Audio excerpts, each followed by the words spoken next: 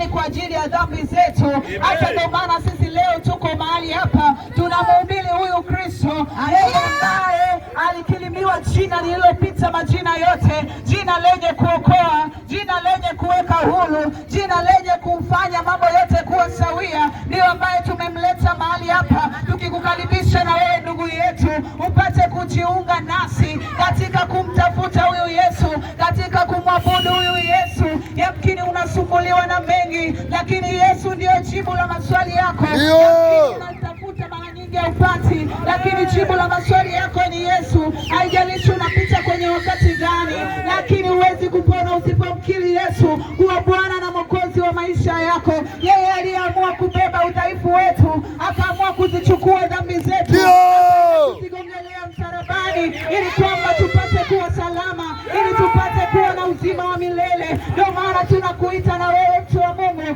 tumekuletea habari za huyu Yesu ili upate kumwamini, ili uweze kuokolewa katika maisha yako, ili upate kutoka katika hizo changamoto. Lakini unapitia katika wakati mgumu, umezunguka kwa waganga lakini bado hujaona msaada, umeenda hospitali unapewa majibu ambayo hata huyaelewi. Lakini leo tunakupa habari njema ya kwamba ukimkiri Yesu kuwa Bwana na Mwokozi wa maisha yako, wala hautaona tabu tena, wala hautaona shida tena. Kubali huyu Yesu afanye badiliko kwenye maisha yako. Kubali huyu Yesu afanye badiliko kwenye maisha yako. Yesu asifiwe.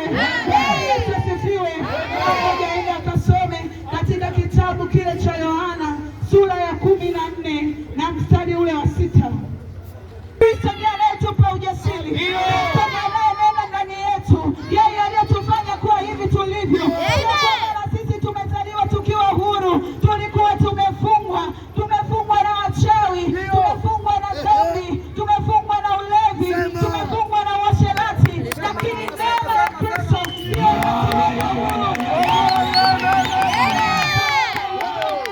Leo tunasimama mahali hapa, tumekuletea habari hizi na wewe. Yamkini ni mgonjwa muda mrefu, yamkini unasumbuka na shida mbalimbali. Leo tunakutangazia mwanaume Yesu ndiye suluhisho la matatizo yako, ndiye suluhisho la matatizo yako. Wala usifikirie mara mbili. Wewe mkubali Yesu na Mwokozi wa maisha yako, maana ukimkiri kwa kinywa chako utaokoka. Bwana Yesu asifiwe.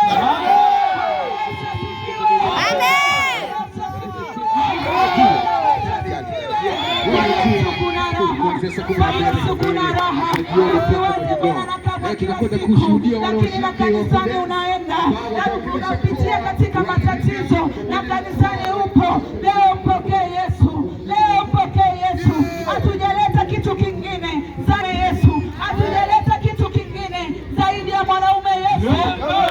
Huyo afanye badiliko kwenye maisha yako, bali huyo afanye matengenezo kwenye maisha yako. Haleluya.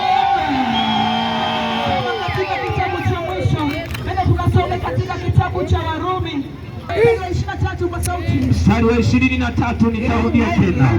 Kwa maana mshahara wa dhambi ni mauti, bali karama ya Mungu ni uzima wa milele katika Kristo Yesu Bwana wetu. Amen. Bwana Yesu asifiwe. Bwana Yesu asifiwe. Kwa maana mshahara wa dhambi ni mauti. Haleluya. Mshahara wa dhambi ni mauti. Yamkini leo unafanya dhambi unajiona kabisa kwamba wewe umewini. Yamkini unafanya dhambi unajiona kabisa wewe ndio wa ulimwengu wa sasa. Lakini ninakuambia ya kwamba mshahara wa dhambi ni mauti. Haleluya. Haleluya. Bali karama ya Mungu ni uzima wa milele. Kwa maana leo tunakuletea habari za Yesu. Usijisifie na dhambi. Usiseme bwana mimi ni mchawi sana, hakuna ambaye ananifikia, sehemu yoyote ninayotaka kwenda naenda. Lakini leo tunakuambia ya kwamba mshahara wa dhambi ni mauti. Mungu ni uzima. Kubali Yesu Kristo, uweke kuwa huru. Kama unajiona uko huru, kwa nini unaruka uchi usiku? Kwa nini unafanya mambo gizani? Uko sio kuwa huru. Hiyo ni utumwa wa dhambi.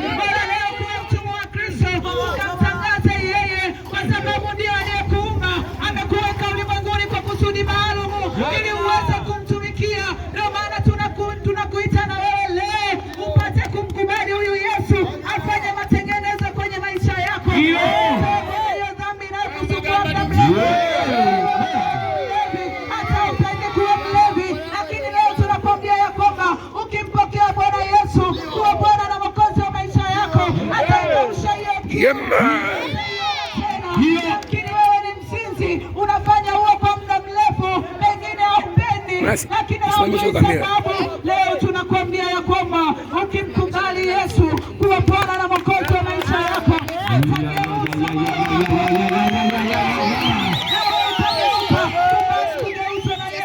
bali kutengenezwa na Yesu, afanye jambo jipya kwenye maisha yako.